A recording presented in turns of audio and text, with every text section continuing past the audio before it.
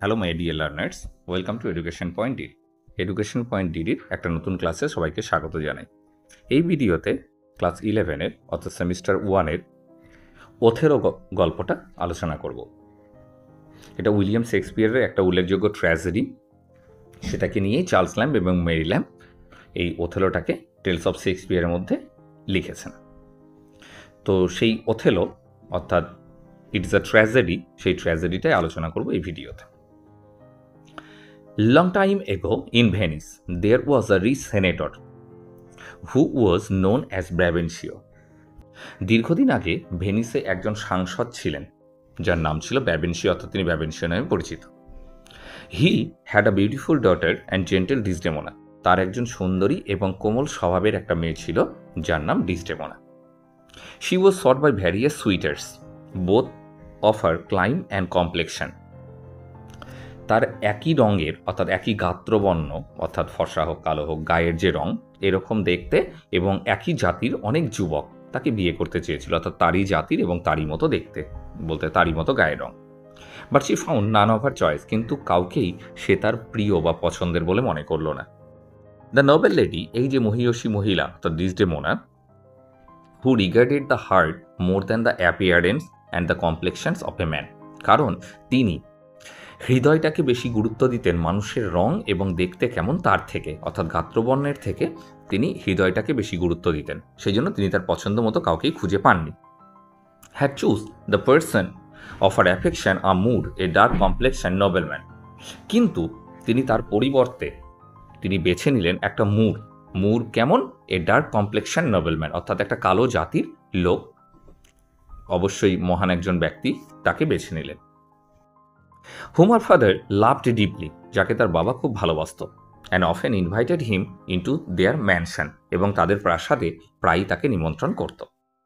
The Nobel Moore Othello, সেই মহান যে মুর তার নাম ছিল Othello, was a valiant soldiers, একজন বীর সৈনিক ছিলেন তিনি।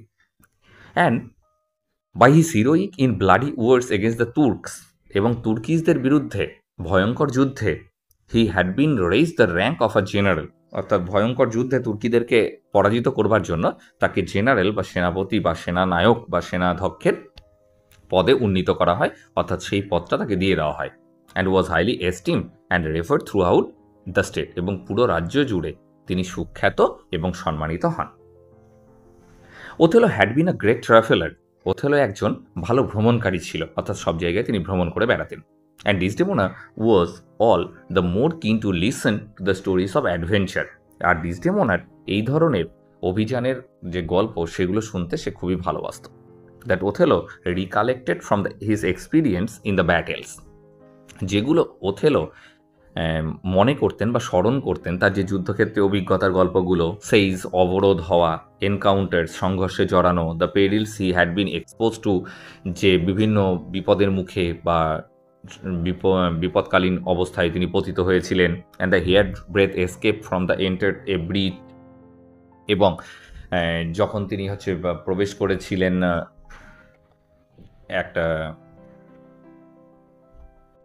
একটা পরীক্ষায়, ব্রিজ মানে পরীক্ষায় যখন তিনি প্রবেশ করেছিলেন সেখান থেকে অল্প দূরত্বে তিনি বেঁচে এসেছেন। And marched up to the mouth of a cannon, একটা কামানের মুখে তিনি বুক চিতিয়ে দাঁড়া হয়ে গিয়েছিলেন। And how he had been captivated by the insolent enemy, এবং কিভাবে তাকে দাম্ভিক শত্রুদের দ্বারা তিনি মুগ্ধ হয়েছিলেন। And sold as a slave, চাকর হিসেবে কিভাবে তাকে বিক্রি করে দেওয়া হয়েছিল দাস হিসেবে।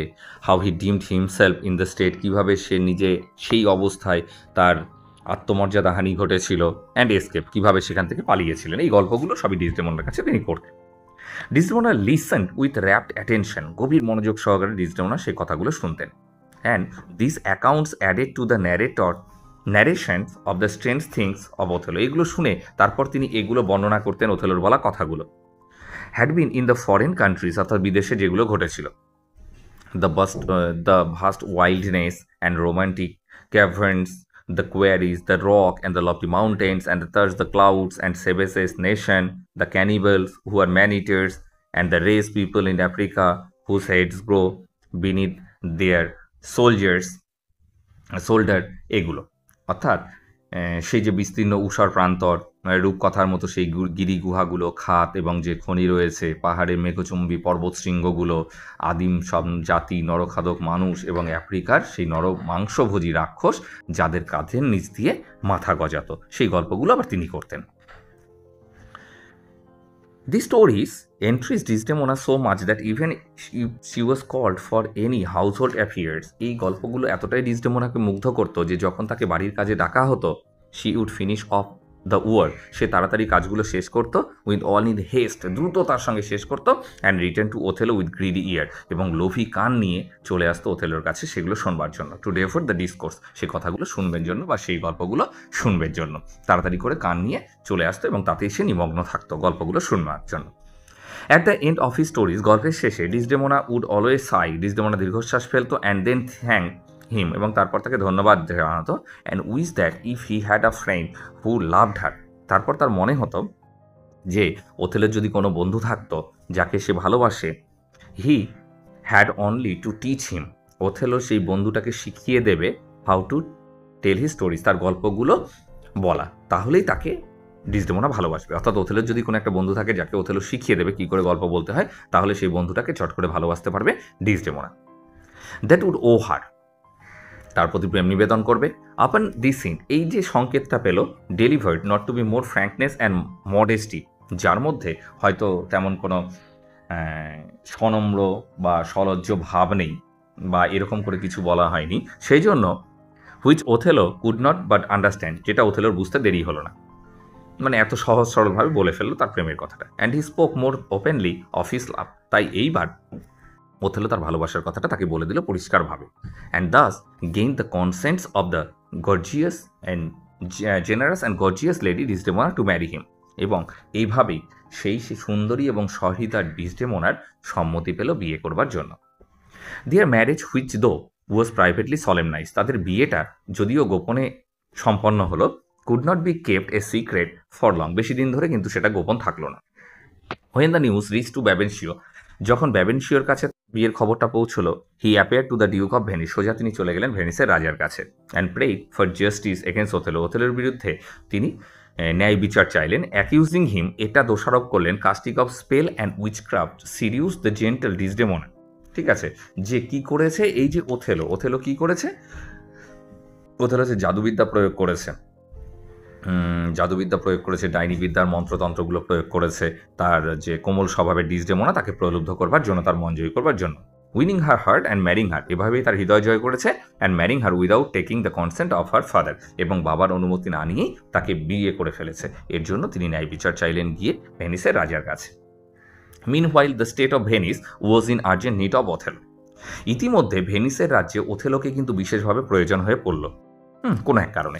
The senator receive news that the Turks had set sail a fleet with mighty preparation for hostility, যে কি করেছে, ভেনিসের সাংসদ এই খবর পেয়েছে যে তুরস্কের বিপুল প্রস্তুতি নিয়ে একটা রণতরী সাজিয়েছে, এবং ভেনিসবাসীর কাছ থেকে যেটা, and war moving towards the island of Cyprus, Cyprus দ্বীপের দিকে এগোচ্ছে, with the intent to regain its from the Venetians, অর্থাৎ ভেনিসবাসীর কাছ থেকে পুনরায় সাইপ্রাস দ্বীপটিকে পুনর্দখল করবার জন্য বা পুনরায় দখল করবার জন্য তারা কিন্তু রণতরী নিয়ে সুন্দরভাবে সাজিয়ে আক্রমণ করবার জন্য প্রস্তুত হয়েছে। এই খবরটা পেয়েছে ব্যাবেনশিও।